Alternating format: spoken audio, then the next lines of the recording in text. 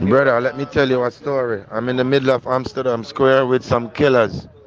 I'm waiting on Papa to stab them like 60,000 times, bro, and I have the knife myself. I'm ashamed to tell you this, bro. I take off all my jewelry. I'm in the damn square with Penko, and I'm gonna show Penko that he needs to put respect on his name. My brother, this is stupid what I'm telling you, but believe me to God, if Papa shows up here, you will hear the news, and someone will be here to make the video. My brother, I'm not lying when I tell you this. I'm waiting on Papa to fix him good. And I'm waiting. If he shows, brother, you will hear the news. I make no joke. And I would never send you a voice note like this for no reason. I'm not here to make a comedy show, bro, or a movie, but I'm here to star.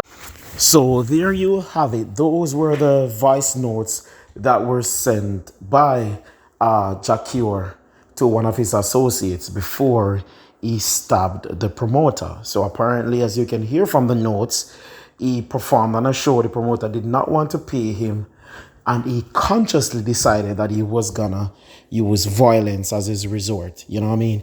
If being tricked out of your position is such a thing, there could never be a case more visible as this one, where Jah Cure allowed this man to trick him out of his position.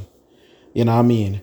And so, like, I wouldn't want to be Jah Cure's lawyer for this case. You know, I would basically just say, Jah Cure, let me tell you this. Let's just go to the judge and find out how many years is on the table and how much we can get shaved off. You know what I mean? But we're definitely not going to beat this case with this voice note lurking in the shadows. You know what I mean? How can we go to a judge and tell them that this was self-defense when this voice note basically explains that you premeditated and you waited on this man to arrive on the location so you can inflict wounds on him? As a matter of fact, you even stated that you wanted to stab this man 60 times. And then say that it's self-defense. Because initially when I heard that they were charging Jah Cure for attempted murder, I was like, well, that seems like an overkill, because if two persons are embroiled in some form of beef and there's a fight, there's an altercation, and one person gets the better of the other, that would seem to me like, a manslaughter if the person dies, or self-defense, you know. But when they said attempted murder, I was wondering, is it because he's black? Because that's a white country. Is it that it's an overkill because he's a celebrity? But when I heard this voice note of him saying that he literally waited on the person to arrive to stab him, trust me, like, this definitely attempted murder. And you're lucky. You are very lucky, Mr. Alcock, that the man survived. Because if he had died, you would definitely be looking at life imprisonment and it would have been over for you. So you're quite fortunate that you only got 6 years. Even for the attempted murder, the 6 years is definitely still a slap on the wrist. In some countries, like for example the United States, you have a voice note like that circulating and you stab this person and you basically admitted that you wanted to stab him as much as 60 times, you could definitely get up to 25 years for something like that. So even though Jah Cure will be forced to spend the next 6 years in jail, it's definitely a win for Jah Cure, because based on what he did and these damning voice notes, he escaped. He escaped scratch-free. 6 years is nothing. Plus, he already has experience behind bars.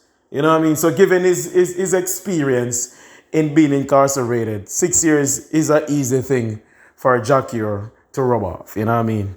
Maybe he was missing confinement in the first place. Because you would think that someone who spent some amount of time in jail, would be more conservative, you know what I mean? Would be more open to negotiate situations instead of resorting to violence as the only way to resolve issues. You know what I mean? You would think that someone who was supposedly rehabilitated, you know, would have thought deeper. He clearly had enough time to think it through. The time he was there making the plans to stab the person, he had enough time to think it through while the person was on his way there, while his associates were there. You know what I mean? He could have thought it through. And it seemed like persons were in his presence. But then again, when you have yes men in your corner who will never tell you when you're wrong, who will never tell you that, hey, don't do that, Jah Cure. You know? That's what usually happens, because one of the persons that were there that he was talking to or making reference, they could have easily said, no, Jah Cure, we don't have to do this. You know what I mean? Let's take it to the courts. Let's sue this promoter. But no, they all stood there and allowed this man to inflict near fatal wounds on an next person. And now his career is doomed for the time being. Because this man will bounce back, you know what I mean? The reggae industry, the dancehall industry, you know, they're very forgiving. And so he will bounce back eventually. I'm out.